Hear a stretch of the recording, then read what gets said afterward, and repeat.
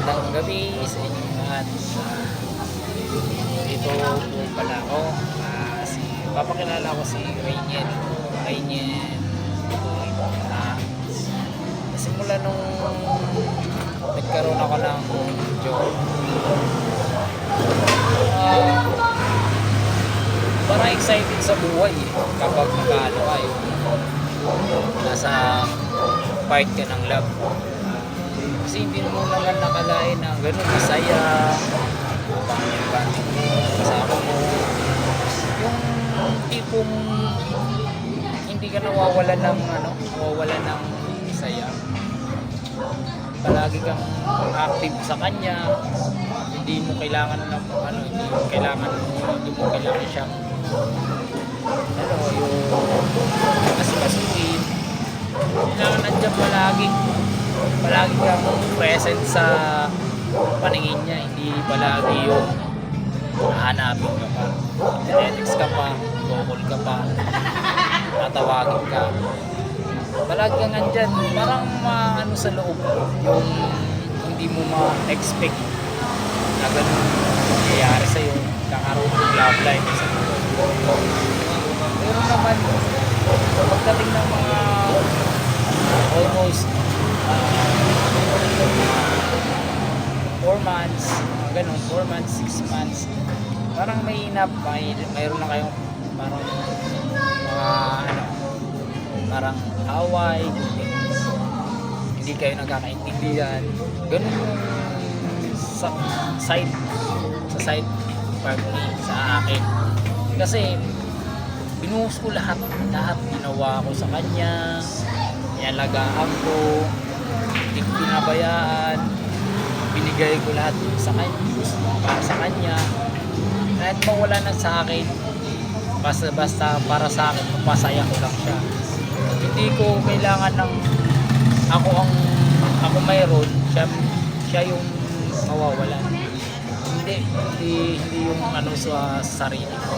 Ang gusto ko lang para sa kanya, na kung saan kung saan masaya, kung support ako sa kanya, yung hindi naman yung sasabihin natin na hindi mo siya susuporta at saka nakakabi papabayaan mo. Hindi, parang ikaw talaga yung sarili mo gagawin mo mukhang tanga na, pero hindi mo pa alam, ginaganyan ka na niya.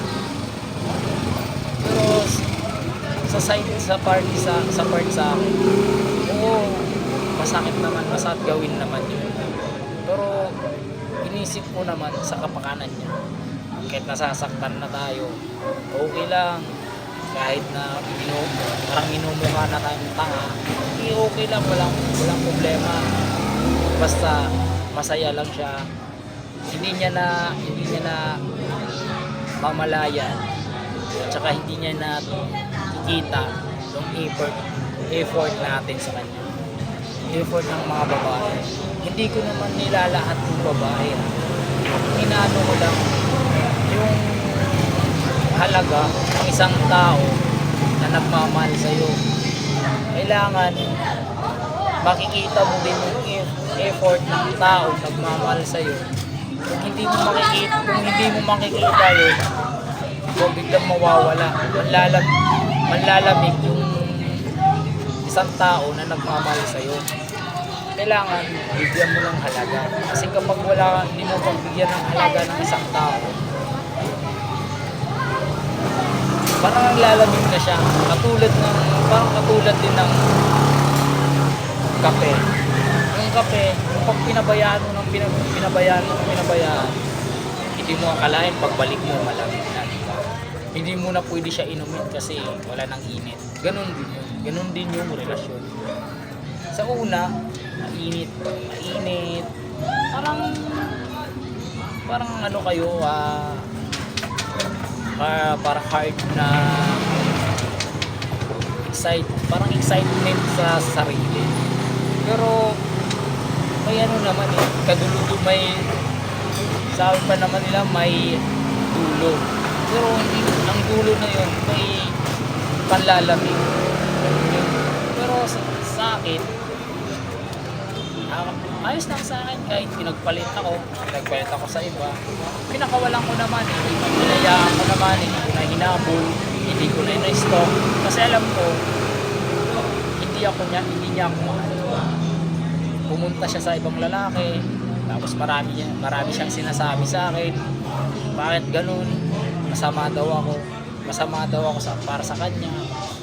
Sa tingin niya, masama. Pero ginawa ko lahat para sa kanya. Ginawa ko kung anong gusto kong gawin para sa kanya. Binigay ko. At saka wala akong ginawang masama para sa kanya. Pinakita ko kung ano ako, kung ano ako, ganun yung pinakita ko sa kanya. Kung kabaitan ko, pinakita ko sa kanya. Halos hindi ako katulad ngayon. Dati wala ako. Tsaka stress ako. Tsaka marami pumapasok sa isip ko. Gusto ko bang pumatay, ganun. Pero hindi ko naman nakalain na makaka-move on ako agad doon sa isang taong nagpayo sa akin na pabayaan ko na siya. Kung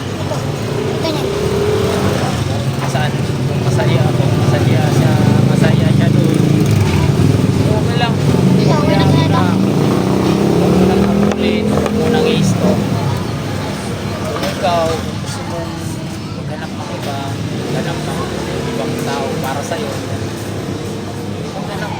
maghanap tayo. Hindi pa na, sabi ng iba naman, hindi pa natatadhana ang tao para sa'yo.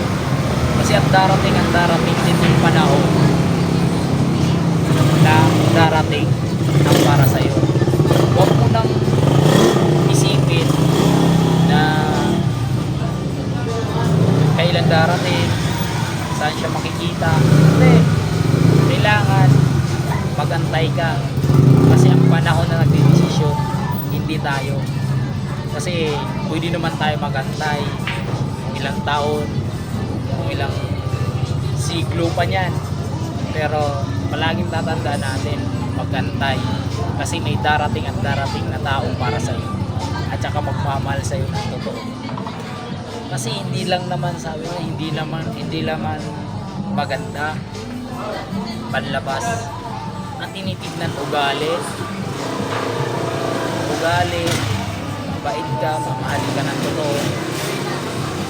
At saka hindi naman ganun agad-agad na pipili ka ng tao na ito na sa akin na to. Hindi.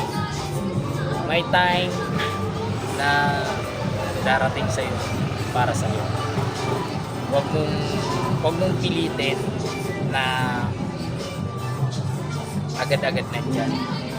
Yun lang yung mapapayo. Yun lang yung masasabi ko ngayon sa video ko. Tsaka first time ko mga ganito. Tsaka wala pa akong knowledge sa ano ko. At tsaka sinusubukan ko din